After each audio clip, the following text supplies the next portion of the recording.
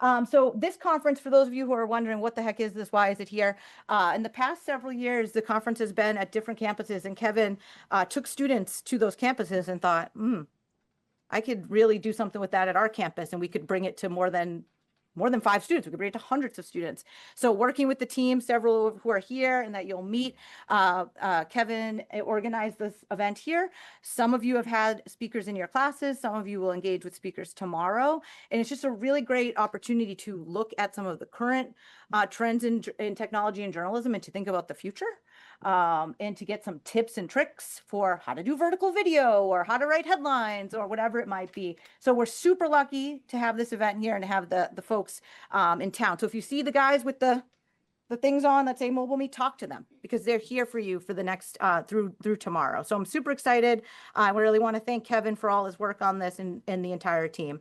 I'm going to turn it over to the other organizers, Brant and Gary. They're going to tell you a little bit more about Mobile Me, and then we'll turn it over to Mark. So thank you guys. Come on up. All righty then. Yeah, we started this about 10 years ago, and one of the reasons was about that time news organizations were saying, you know, we think that digital is pretty important, and we ought to start focusing rather than directing all of our energies to what's going into the newspaper. We ought to think about recognizing that our audience is getting our information first online. And that's when Brant and I were saying, well, no, not really. It's on the phone. It's on mobile. And they're missing that point. So we wanted to do something to recognize that mobile was primary, mobile was first, and mobile wasn't just that tool that allowed you to take video and edit photos. It was the thing that allowed you to access apps and social media and you know, geolocate journalism and do all sorts of things.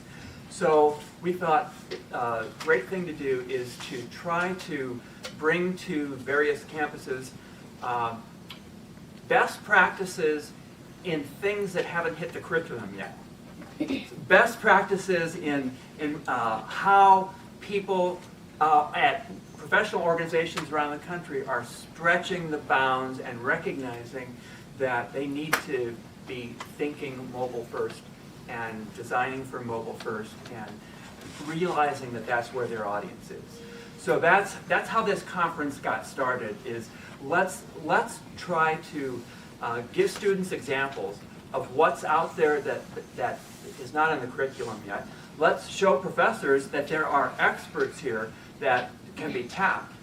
And for students, I would like to say, the speakers who are here, like you'll see them with these badges, are great networking opportunities. And please do talk to them because they're hiring sources. They need interns, they need future hires, they need people who are trained, and they love to talk to you guys. So that's another big opportunity. We want to thank Melissa and Kevin for putting this together because they've done a wonderful job of getting so many of the speakers to probably a total of 400 or 500 students by the time we're done here. Whatever it is. By getting everybody into all the various classes. So we really appreciate all the work that you guys have done, and it's been a wonderful experience, and we just want to thank you all for being here. Yep. And I just want to add that for years I've been holding up the phone at faculty meetings going, what are we doing about this? And the answer at that point was get the best practitioners around. People who are thinking about the future is now, and that's what we've done. So I come here and I'm with all of the speakers and I learn so much in 24 hours. So it's like, this is a great opportunity.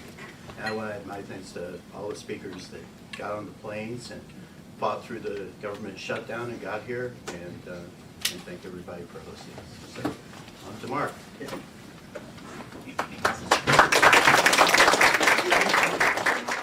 Sorry, you're going to turn that off. Okay, great. So you can do Excellent. I was going to sit, but I'm going to stand. I'm going to move this lonely chair out of the way. It's not like a Clint Eastwood kind of thing. Remember that? Oh, man. Yeah. Oh, simpler times. Okay, so I I guess to start out here, if your faculty, close your eyes. Except for, okay, now you're sitting. All right, if you are a student, raise your hand if you've used AI in coursework. Oh, wow, no one's raised their hand. Amazing. We're going to talk a lot about AI. I'm going to just riff for, I don't know, like 10, 15 minutes, and we're eager for this to be mostly Q&A. We're really curious about your experiences, questions you have about how to take this thing that has essentially become all-encompassing in the past couple of years and what it means for our industry and your early career. I'm going to try to pull in some of my fellow speakers in this, but I think for any of you, if you hear a question and you want to chime in on it, I'm eager to get your thoughts on this as well. So just to start off talking about this moment, I think many of the speakers here are of a certain age, if that hasn't been very visible, except for Jacob. So there are a lot of these kinds of things that we've seen before, right? So if you go back to the mid to late 90s when the internet was starting to become a thing and news organizations realized at the time that they should do something about this, one of the things that a lot of news organizations did was that they brought in a lot of young people and they put them somewhere far away from the actual newsroom and they said, go figure this out and come back in like 5, 6, 7, 10 years with like some understanding of what this is, right? Now, there's a lot of license that was given to people early in their career. The first place I worked was at Boston.com, which is the website of the Boston Globe. I think the average age of the staff was 24 years old, right? And we were kids and we just had this remit and funding to just try shit. And that was a great opportunity to figure out what the internet could be, right? And we're kind of getting into a similar moment with AI now where, jobs in journalism and media and communications that you might be going into a year to 3 years from now probably are going to look pretty different from what it has been for the past, 10, 15 years. And so as I think about that, and this is true for all of us in the industry as well, of this rapid shift, it's like, what can we be doing in our daily lives to try to work through this transition that's happening pretty fast? So just a couple of ways that I've been looking at this. I've been sort of working with news organizations to try to think through this as well. And I'd say the headline, and this I think is something that a lot of you are already doing, is just finding ways to live in the future, right? To just try these tools, whether that's you're creating things with Veo or Sora or other sort of visual AI tools, or just spending time on social media platforms, seeing what others are doing with these things, right? And just the more time that I think you can spend with this, like that's a great sort of baseline for understanding what's possible, in part because the speed and sort of the breadth of change is so rapid, right? So I think as we look at a lot of these things that are happening in a lot of these creation tools, right, that they're basically getting better by like an order of magnitude every 6 months to a year right now, right? So on that roughly that time frame, there's some new type of capability that's just fundamentally more advanced than what it was a year ago, right? So a lot of these situations, this is the thing that's very endemic in our industry among the olds, is a lot of that like I tried that and it didn't work mentality. That's never been a great look, but I think it's particularly challenging now because things that didn't work recently are actually able to work now. I think one of the things that we're also trying to get our head around in this is like what these systems are good at and what they're not good at. The best advice that I've seen that I've tried to employ in my practice is that like LLMs are a form of alien intelligence, right?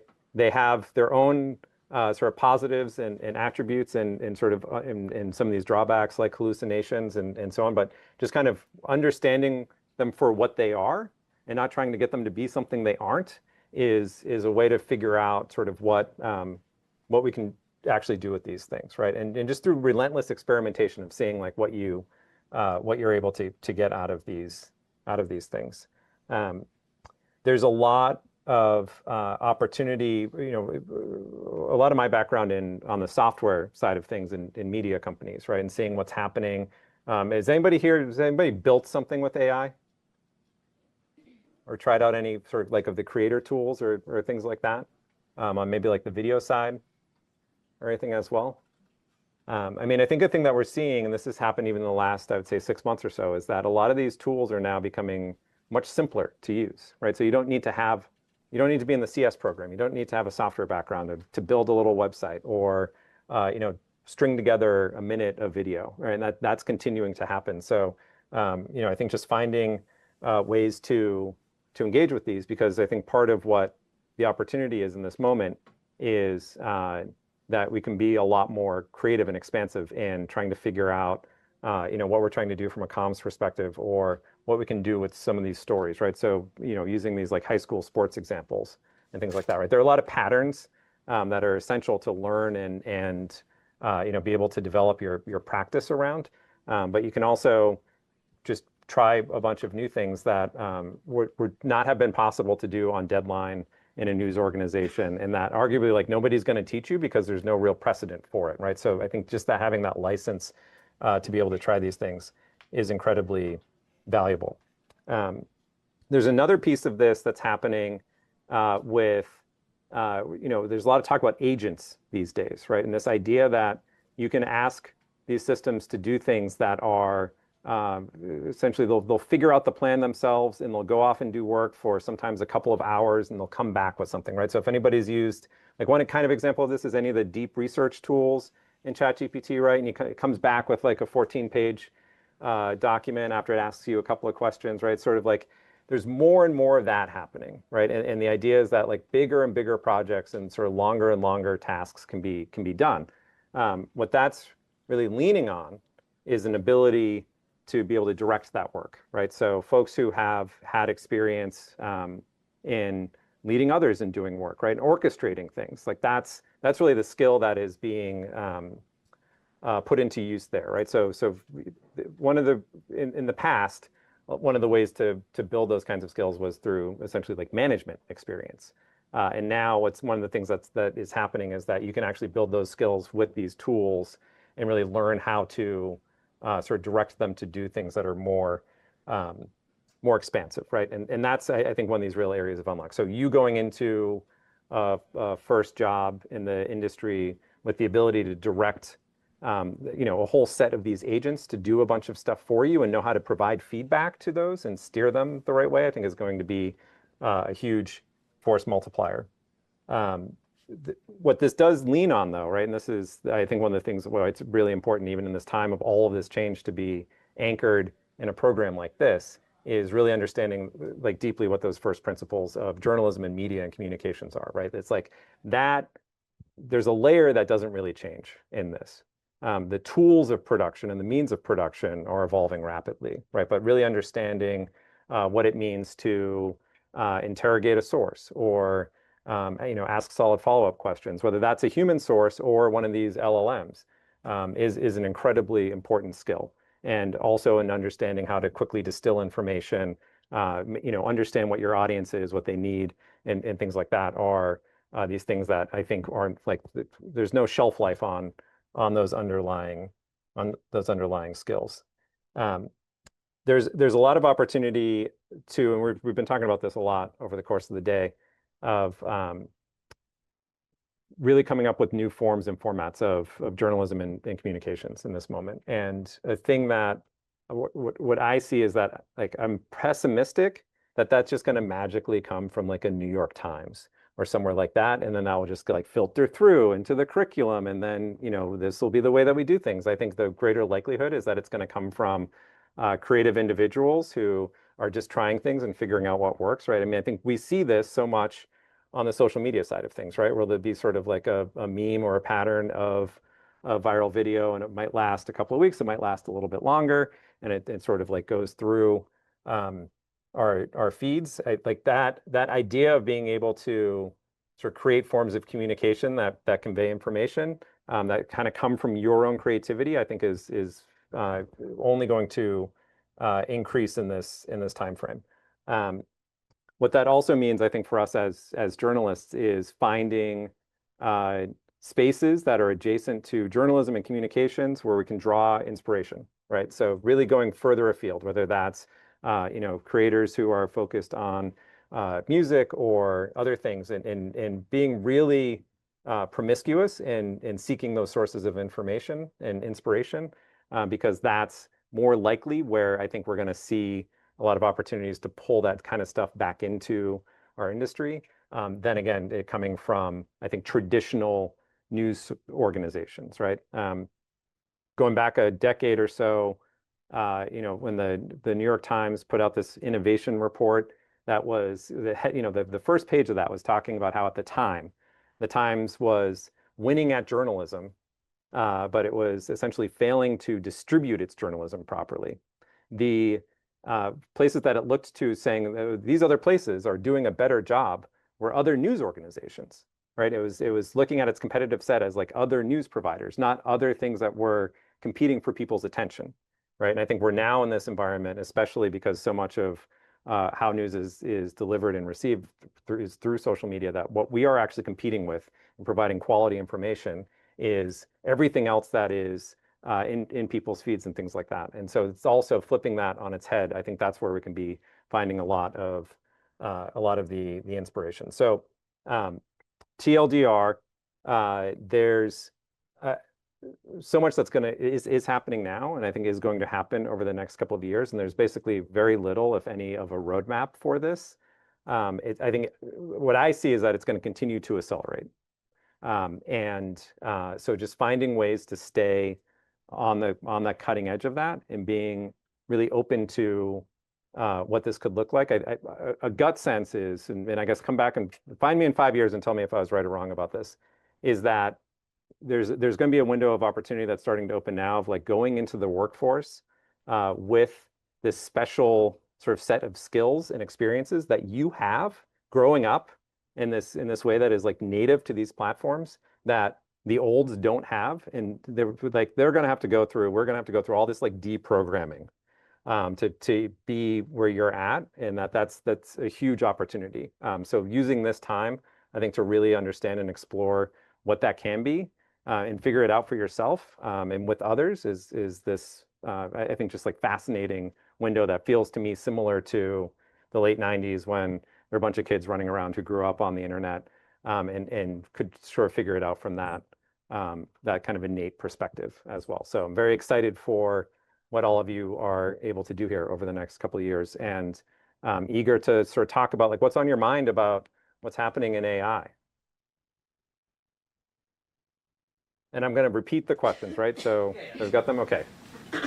What do you think about AI and how it's affecting like creativity?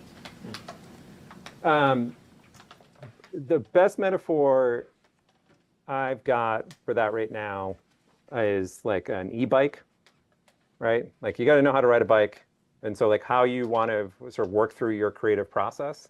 The idea that AI can be this wild accelerant, right? That can be either you're doing something that you're familiar with doing faster, or you are able to do things that are much more expansive, right? So you've got a general concept and you're like, give me 50 options on this, give me 500 options on this, right? I mean, the idea that those numbers can be wildly different than you doing all of those things yourself. Like I feel like for me personally, I'm regularly like pleasantly surprised when I'll like ask a system questions and it will come back and I'm like, oh, I didn't even think of it that way, right? That could be for like creative expression, that could be like for strategy stuff, right?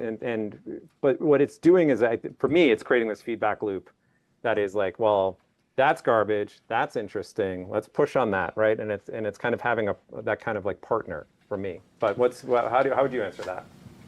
I'm really conflicted. I think it is helpful in generating ideas, but sometimes I like to do creative writing, and I could never imagine that like a ChatGPT or something could come up with something as good or as like profound as maybe a poet could do, because there's none of that human emotion.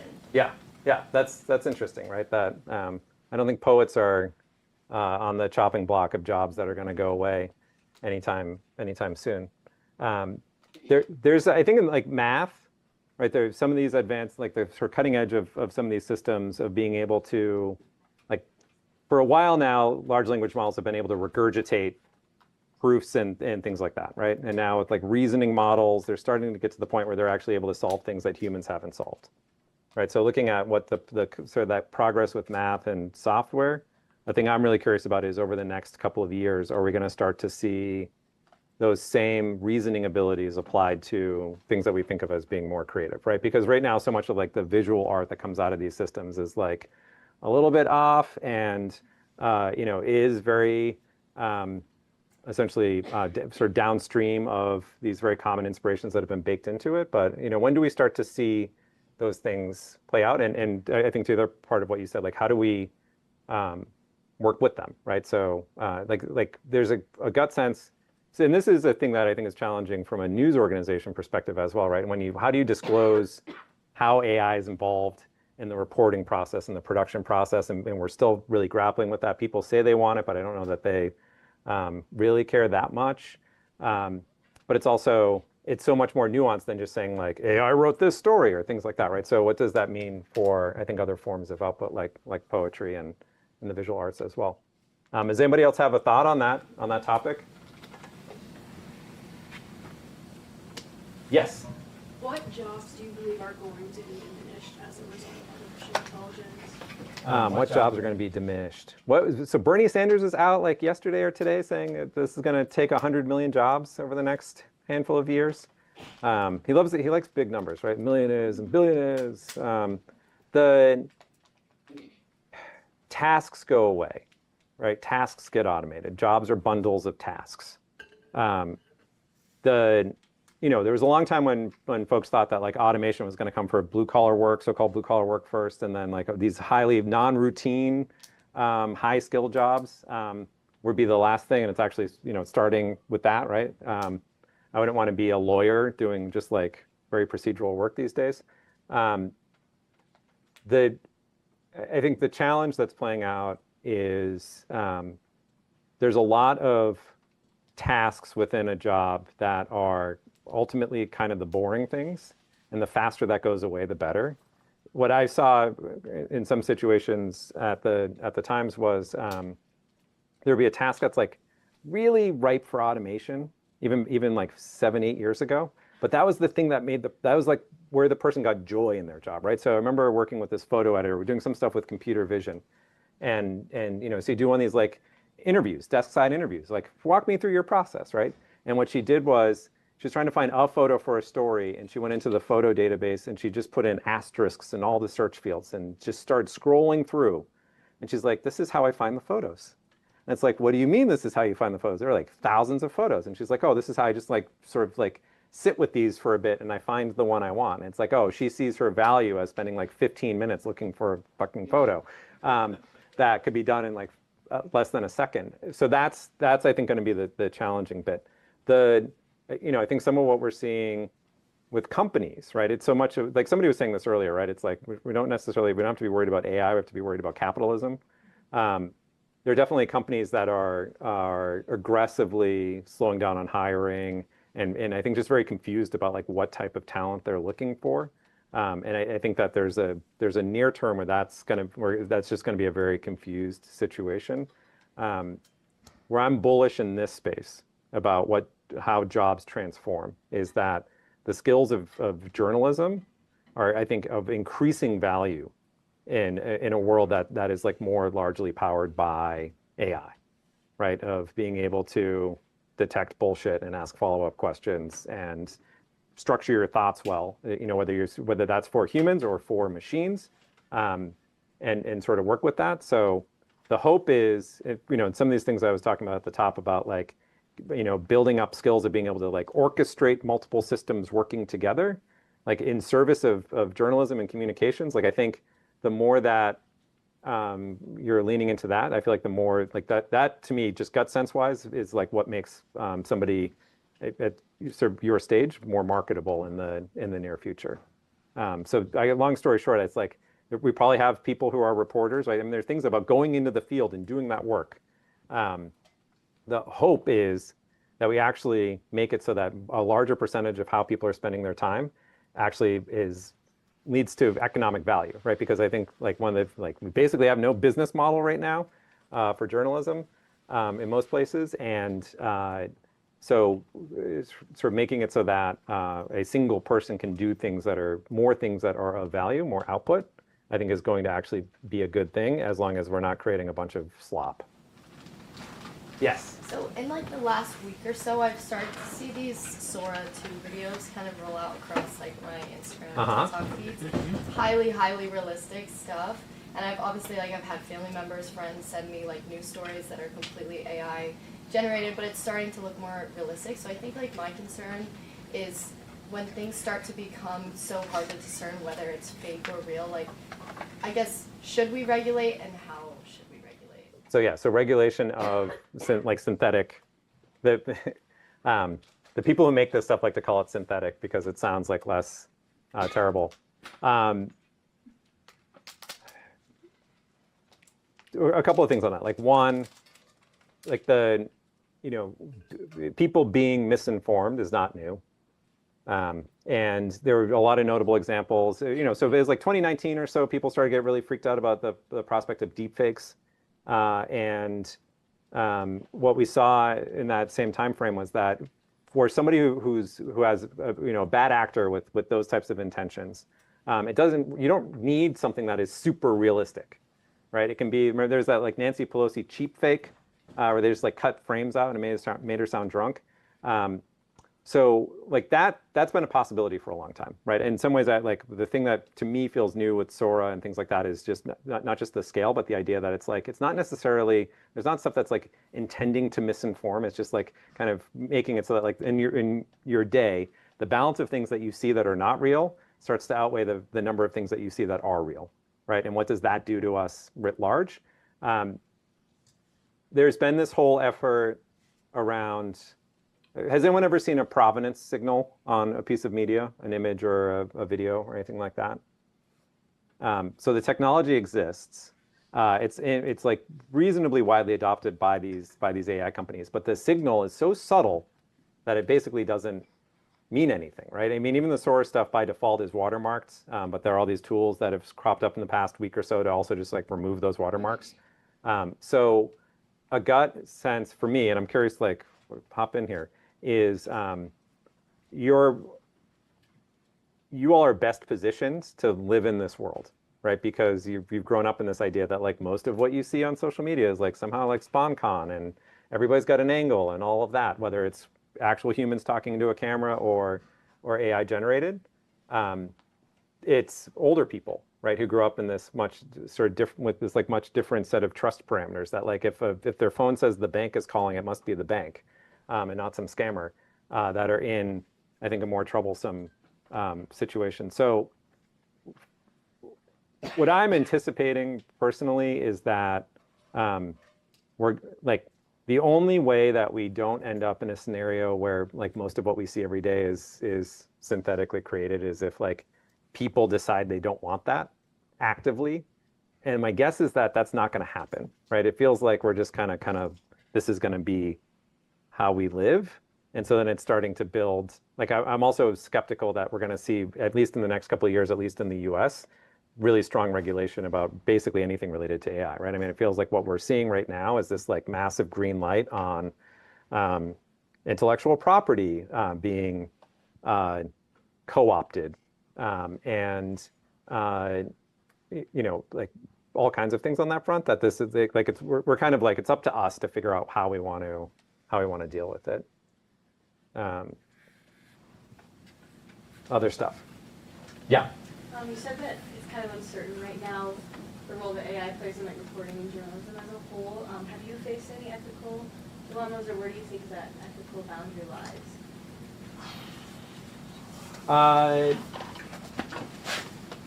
So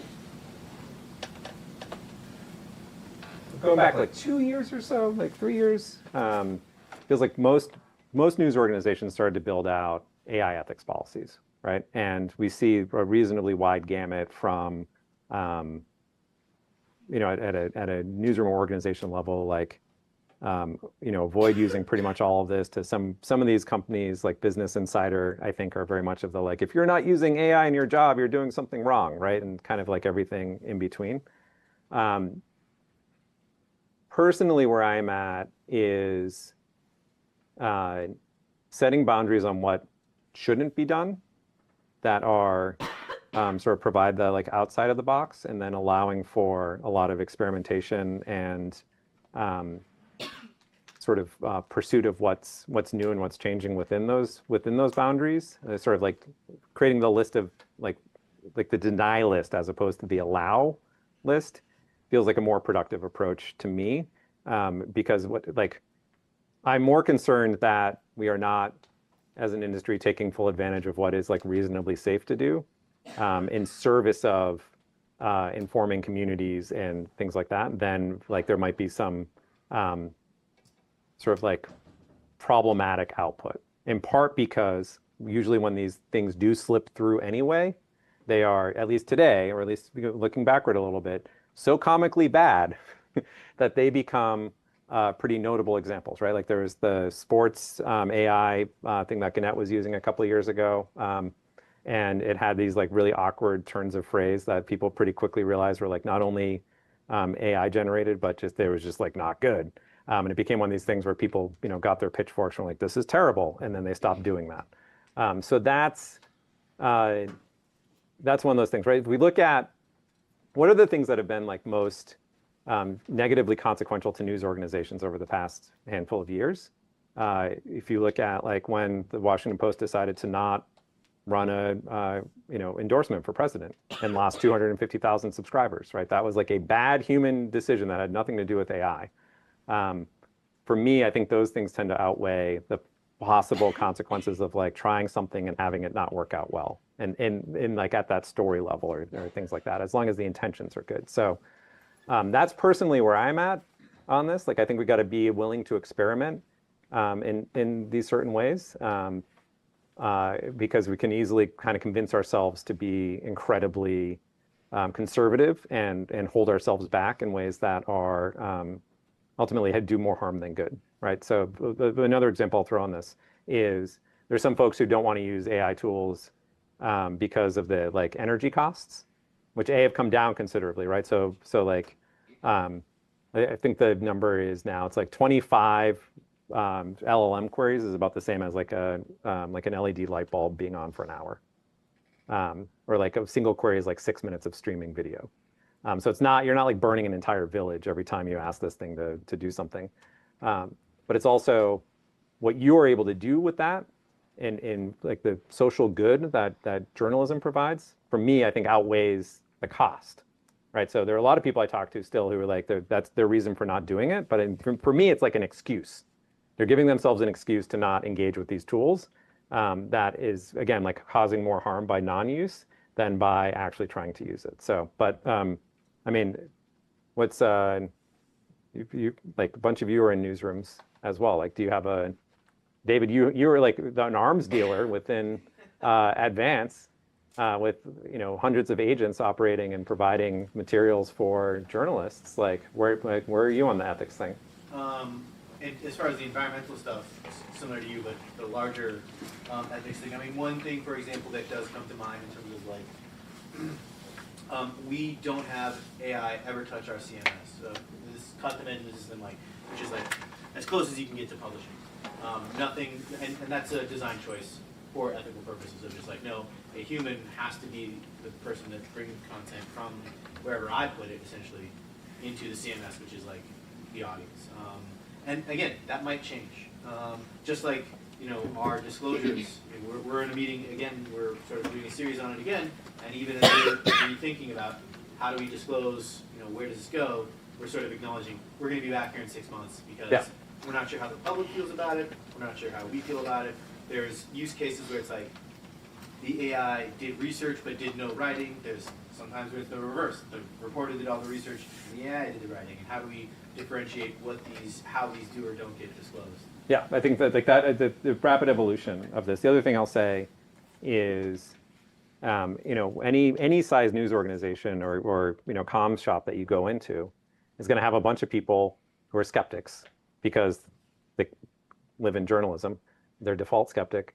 But also that's, I think in a lot of places, more or less like the incumbent belief. And so there's a little bit of like, you know, without being a contrarian, it's like, how do you play your position, right? You know, this is like sometimes what we've done inside of these organizations is set up teams, not in like an oppositional sense entirely, but kind of saying like, if we've got 1,700 high school valedictorians working in the newsroom of the New York Times, how do you have like 7 people who can basically be like, well, what if we thought about it a different way, and things like that. So, you know, I think especially now, part of the opportunity is really considering like, what if we try these things out in a more aggressive fashion? Because like you're always going to find the person who is going to be essentially like the negative, like naysayer on all of this stuff to like find a common ground. You don't need to self-edit that way. That's my own point of view on that. Yes. Oh, so I asked this to a different speaker, but I'm just curious your thoughts. So, like, I'm a first year, and like all my high school teachers, like, they did not like allow any use of AI, and it's the same way in college. Like, all my professors are like very anti-AI. Do you think it's like realistic in like the time we're in for professors to like not to ask us to not use AI like in any manner? I don't think it's realistic. Like I say this as someone who's like never been an educator, so I'm just gonna like make things maybe hard for my colleagues. With my students, I say, let's look at this together. See, if you're gonna use it, tell me about it. I don't want to play hide and seek, and if it worked really well on something, let's hold on to that one. Yeah. Just, I think otherwise, then we're just playing a guessing game. By the way, you can tell an AI essay memo Today. pretty fast. Yeah. Right. Yeah. Yeah. But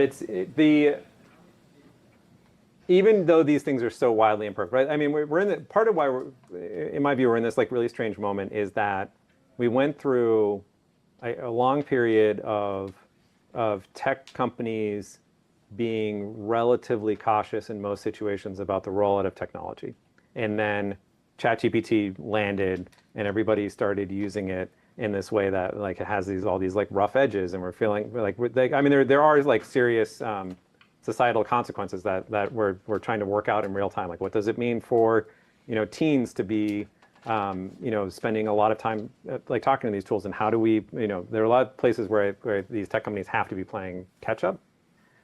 The idea that you can be you can get the most out of your experience at this stage in your life by essentially like cutting off the most sort of meaningful technological progress of our lifetimes feels really, really short-sighted. But to Brant's point, I think it's, you know, and there's also the bit about how are you using it yourself, right? If it's basically, I mean, if it's substituting your own effort entirely, then you're cheating yourself out of that experience, right? But that's also, I mean, I guess super pragmatically, that's also some percentage of like the working world, right? I mean, there's like the Journal, I think, had a story last week about work slop. That's a term now, and it's like it's true, but also like a good chunk of like work is creating things for people who don't read them. And so like finding our new sort of like landing spot on that, I think is like, it's going to be a weird couple of years, but it's ultimately going to be really helpful. Yeah. My question is, I have 9 younger siblings, so the way that like I grew up through the school system compared to they are is like so vastly different with the advancement of technology. So my question is, I've noticed that they are almost losing comprehension skills, different things and attention spans, like that maybe me and my peers grew up with. So how do we make sure that our youth is like still building these comprehension skills and basic core fundamentals without using artificial intelligence or the advancement of technology as like a permanent crutch? Because eventually these people will grow up and enter the workforce. Yes. So this is an area like I'm super curious about, also as a parent, right? Like what's going to happen with my kids on this. But here's the thing I'm curious about. Like, is it that like these, you know, social media and all this is like ruining our attention spans, or is it making us like much more discerning consumers of like what's interesting, right? Like watching people who can in this, in less than a second decide, is this the thing I actually want to invest my time and energy in? And scroll through, or my youngest sister-in-law is like, somebody who can multitask in a way that like I did not grow up like that.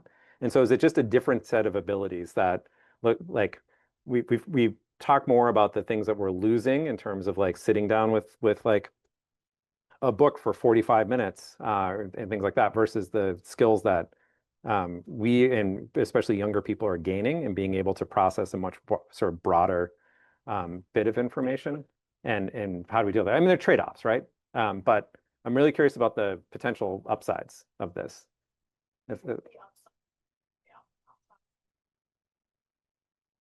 I mean, it's part of the lesson I think that is that for journalism specifically, I think we've been really slow to understand over 20 years now is that like very few people are motivated in basically any situation to ever read 3,000 words of anything. And if we can get somebody halfway through an article, that is a gift, right? And that we should cherish every moment of attention that any person puts on our work. And I think if what this is doing from a supply side is having us have to be like much smarter about the presentation and how we earn that attention, I think that will make for better outputs. On the consumer side, a gut sense is that this is ultimately making us more efficient, and that is a benefits outweigh the drawbacks kind of thing. But until the power goes out, and then we have this like intelligence, this sort of like brownout because we forgot how to do anything. But also, I mean, Brant probably still remembers phone numbers because he had to keep them in his head before he just walked around with a supercomputer in his pocket. But now it's like there are so many other ways in which we rely on like prosthetic memory and intelligence in our lives that in some ways it feels like a natural kind of evolution of just being reliant on things that work to our benefit if we know how to marshal them the right way. That's where I come out on the sort of more positives than negatives. Yeah. I understand, like, I understand to an extent why someone as a journalist student would use ChatGPT, like it can simplify something. Do you think from the perspective of someone studying journalism, is there any use for generative video and photo? Because like if I mean, it's synthetic, it's not real. Yeah. So is there any use for like that from a journalist perspective? Yeah. I mean, I guess to talk about like text examples first, right? Like seeing what people do, it's like you're doing all the writing yourself, right? But throwing it into one of these systems to do a sensitivity read or things like that, right? And just sort of like a lot of these situations where it's like you're just trying to see what it comes up with. You're not taking that output and putting it in front of people. Like I think that there's a lot of that kind of like that sort of exploration. So where I'm at is in this moment of just trying things. Like what happens if you take something you've worked on and throw it into Veo and say like create the trailer for this story and just see what it does, right? I mean, I think that there's this window of time where also like these things are pretty accessible and inexpensive, if not free, because we don't really know what their value is yet. But just kind of trying that kind of stuff out to see if that helps you think about a story angle a certain way or things like that, right? It's just for your benefit, right? But it's like part of a feedback loop that is similar to putting your draft down for a day and then coming back to it and doing an edit and things along those lines. Is that like, I think it's like, for me, it's less about like, oh, let's go create the lead art for this story and hope that it doesn't suck, right? I think it's more about like, are there ways to like, if what we have are these sort of means of creating like feedback loops and things like that are just like worth trying to see what we get. How do we expand our practice to try these things out? Yeah, yeah. So, and people are experimenting with this right now. If you Google cinematic news, or there was one called Spiders in the Sky, where the person did all these interviews with Ukrainian troops to get the full story. I mean, we've always used summary creation visually with like diagrams and Yeah. and things Like- like that. And so now we're seeing like, oh, now we can do this with like animation type things with these video generators, stuff like that. Yeah, but and other times we've had to rely on like 3D reconstructs of things, right? So there's that, right? And that leads to output, right? I think there's also, a thing I'm interested in is, when you've thought about a flow for a story and then you put it into one of these tools and it comes up with a different flow. It's like, that's interesting. I didn't think about doing it that way. Like, what are the things that help spark your sort of like that kind of feedback that you can get basically for free and in 10 seconds from these systems that would otherwise be like asking somebody to read your story and things like that. It's not a substitute for doing that, but that's a sort of a higher cost, higher energy sort of thing. I feel like you're skeptical. Yeah, no, which is I'm not. I think it's good to be skeptical, right? But I guess it's like, how do you just try stuff, right? I mean, that's some of the early things. Okay, so there was like this period of Twitter when it was like people would just be like, I had this sandwich for lunch, and that was really boring, right? And then we started to like figure out how to use Twitter, right? So one of the first things that I saw in this was like there was an earthquake in the Bay Area, right? And everybody was like, the ground just shook, and it's like, oh, this is like a real-time news system. That's interesting, right? And then people sort of figured out other forms of storytelling just by kind of messing around with it, right? And it feels like for so many of these things, we're still very much in the like, we're talking about sandwiches we had for lunch with these tools.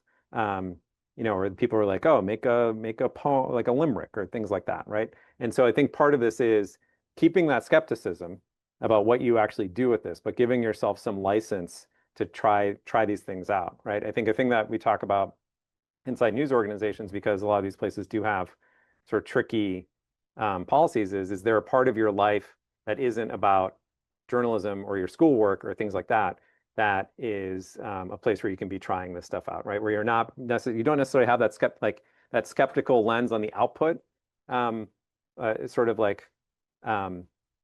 sort of fully up, your guards down, but that it gives you this opportunity to see what these things are capable of in a way that's like much lower risk and lower consequence. So that's, I think, part of what the possibility is too around these tools. I was going to say, it reminds me of when we started doing data analysis. And some people said, I don't think that's really creative of what we want to do. But we could say, you have to think of self-defense. Data managers, for example, are being used to figure us out as marketing targets.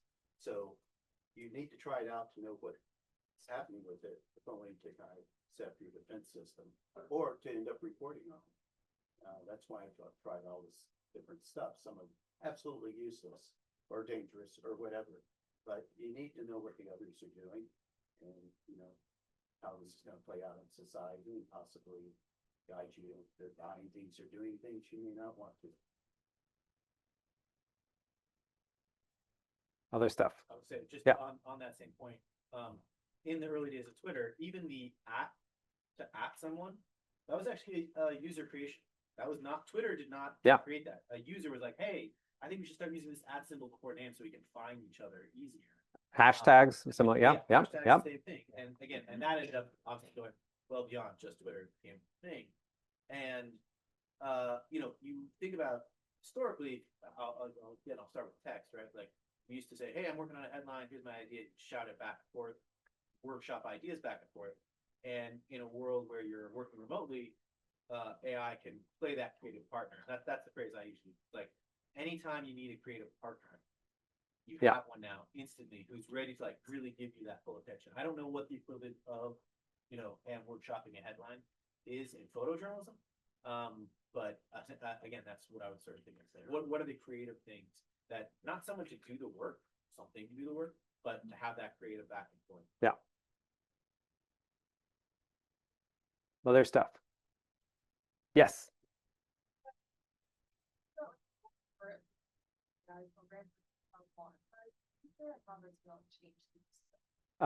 Yes. So I think like there's I think most of you, if not all of you, are too young to remember the good old days of being an elder millennial, where VCs subsidized. Like you could take an Uber from one end of Manhattan to another for like 45 cents. It was great until they had to start making money. so much of what we're doing, we have right now is wildly subsidized. At the same time, the underlying costs for being able to produce these outputs that we're getting used to is dropping dramatically, both as essentially the production of these like GPUs and things like that ramps up considerably, but also the systems get more efficient. A piece that I think is exciting for a couple of reasons for journalism is being able to run some versions of these models, right, that are usually sort of like special purpose on your own computers, right? And so that changes the cost structure, right? It also means that if you're working on a sensitive investigation, you're doing that like offline, basically, as opposed to putting all that stuff into the cloud. So for, I would say, some level of the capabilities, like kind of what we have today, expectation I have is that like current capabilities, you'll probably be able to run on your phone and on your laptop, more or less for free in the next couple of years, while the frontier continues to evolve. And so one of the questions is like, when does this get good enough, right? It's like we kind of decided with like air travel that it should take about 6 hours to get across the country. And there are a couple of people working on like faster jets and things like that, but we kind of decided, it feels like for the last like 70 years or so, it's like, that seems fine. I don't really want my in-laws to get across the country any faster than that. And so like what is good enough for a lot of these types of questions that we have? Like in some ways it feels like we're kind of close, right? I mean, it's like there's only so much more research that you can have on these systems do before we run out of our own brain space. Any last question or? Yeah. I feel like in America, and then I also feel like as I've grown up in my generation, we've also been told to distrust things like AI. So how are you taking an industry that's already generally distrusted, and then something that's being taught to be distrusted, combine them and then build trust? Yes, that's a great question. A negative number times a negative number is a positive number, right? No, I mean, so a couple of things, right? I mean, yeah, so what's the number now? 28% of Americans trust the news, whatever the news is.